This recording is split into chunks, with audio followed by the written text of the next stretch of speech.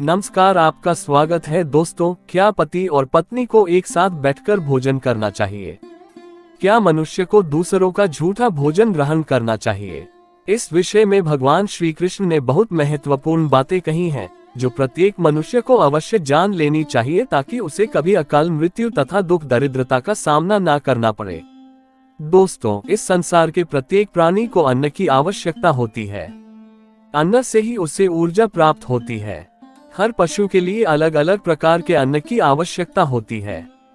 पशु भी अन्न ग्रहण करते समय ईश्वर के नियमों का पालन ही करते हैं। इसी प्रकार से मनुष्यों के लिए भी भोजन के कई महत्वपूर्ण नियम बनाए गए हैं। यदि इन नियमों का पालन किया जाए तो मनुष्य को ईश्वर की कृपा प्राप्त होती है।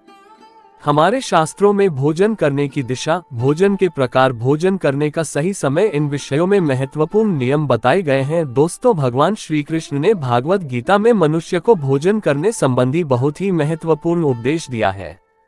यह उपदेश मनुष्य की उन्नति करने वाला, दीर्घायु दिलाने वाला तथा सभी प्रकार के रोगों से मुक्त रखने वाला है। जिस शरीर को भगवान ने प्रदान किया है, उन्होंने ही इस शरीर को शुद्ध और स्वस्थ रखने के उपाय भी बताए हैं। जो मनुष्य भगवान श्री कृष्ण द्वारा बताए गए इन नियमों का पालन करता है, उसका शरीर सदैव शुद्ध, स्वच्छ और विकारों से दूर रहता है तथा सद्गति प्राप्त करने वाला बनता है। भगवान श्री कृष्ण ने भागवत गीता के माध्यम से मनुष्य को भोजन के प्रकार बताए हैं। किस प्रकार के भोजन से मनुष्य की प्रवृत्ति क्रोधी, क्रूर और राक्षसी बनती है और किस प्रकार का भोजन करने से मनुष्य सदाचारी, विनम्र और दूसरे के मन पर विजय प्राप्त करने वाला बन जाता है। मनुष्य जिस प्रकार का भोजन करता है, उसे उसी प्रकार का शरीर और विचार भी प्राप्त होते हैं। इसीलिए धन की देवी मां लक्ष्मी की प्राप्ति के लिए भी मनुष्य को उचित भोजन सामग्री का ही चुनाव करना चाहिए। मनुष्य चाहे गरीब हो या धनवान हो, वह चाहे राजमहल में रहता हो या वन में, उसे अपने शरीर की तृप्ति के लिए भोजन अवश्य ही करना चाहिए। परंतु इंद्रियों की लालसा में इतना भी उन्मत्त नहीं हो जाना चाहिए कि वह तामसिक एवं राजिक आहार का सेवन करके क्रूर तथा निष्ठुर बन जाए। तामसिक भोजन करने वाला मनुष्य अपनी मान मर्यादा, संस्कार एवं अपने शील को भी नष्ट कर लेता है और दुष्कर्म का मार्ग पकड़ लेता है। राजसी भोजन करने वाला व्यक्ति क्रोधी, आलसी तथा हिंसक बन जाता है। किंतु जो मनुष्य ईश्वर का नाम लेकर सात्विक भोजन का आहार लेता है, उसका मन पवित्र और सुंदर हो जाता है। ऐसे शरीर में भगवान सदैव ही निवास करते हैं।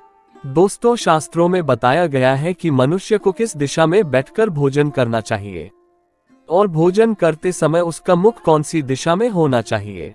भोजन शुरू करने से पहले मनुष्य को कौन सा मंत्र बोलना चाहिए और भोजन हो जाने के पश्चात उसे क्या करना चाहिए। ऐसी कई महत्वपूर्ण बातें बताई गई है। आज के इस वीडियो में हम आपको इन्हीं विषयों पर जानकारी देने वाले हैं। अगर भोजन करते समय परिवार के सभी लोग सही दिशा का ध्यान रखते हैं तो घर से क्लेश, दुख, दरिद्रता भी नष्ट हो जाती है और मां लक्ष्मी की कृपा से घर में सुख समृद्धि आती है। इसके साथ ही घर के सभी सदस्यों का स्वास्थ्य भी ठीक रहता है।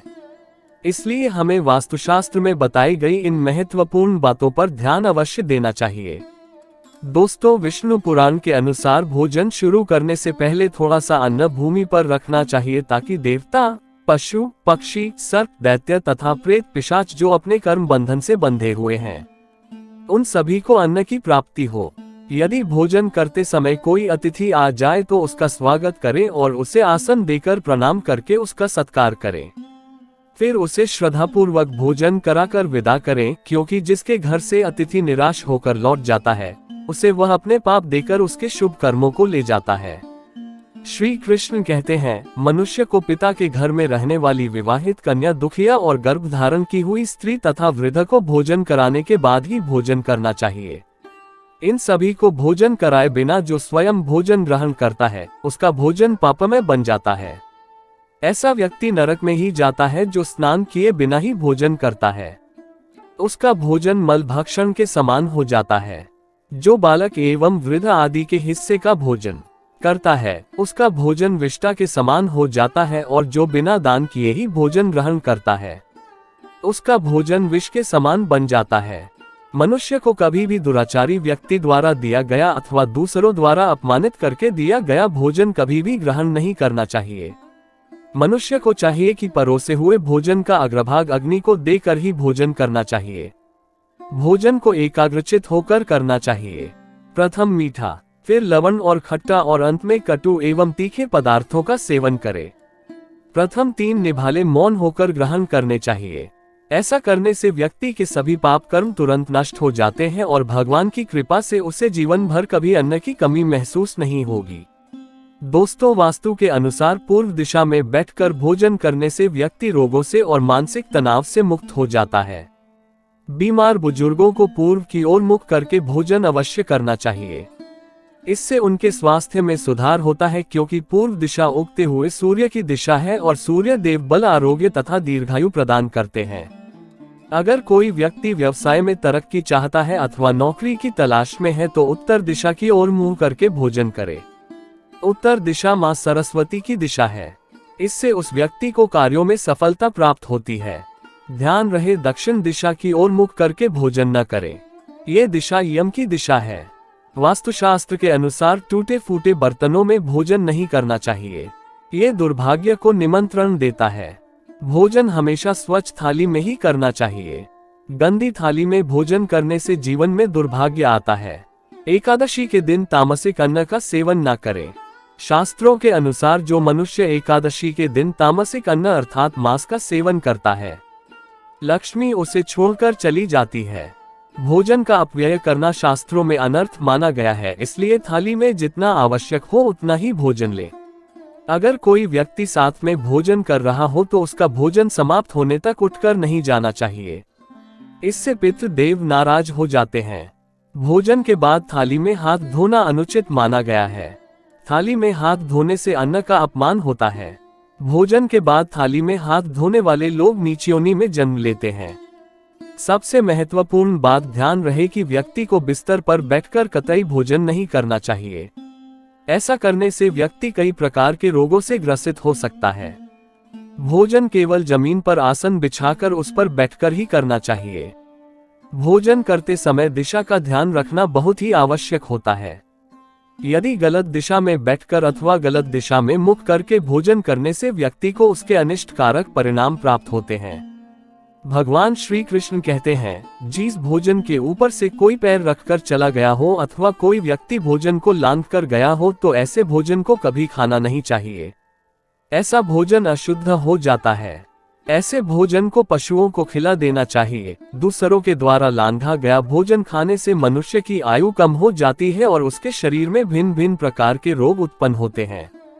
गरुड़ पुराण के अनुसार यदि भोजन में बाल निकल आता है तो ऐसा भोजन त्याज हो जाता है।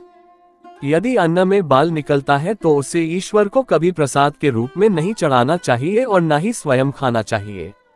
ऐसा भोजन प्रेतों को प्राप्त हो जाता है। श्री कृष्ण कहते हैं, मनुष्य को दूसरों के लिए परोसा हुआ भोजन भी नहीं खाना चाहिए। जो मनुष्य दूसरों का भोजन छीन के खाता है अथवा किसी को बिना दिए ही स्वयं उस अन्न का उपभोग करता है, उससे देवी अन्नपूर्णा रुष्ट हो जाती है। भोजन सभी में बांटकर खाना चाहिए।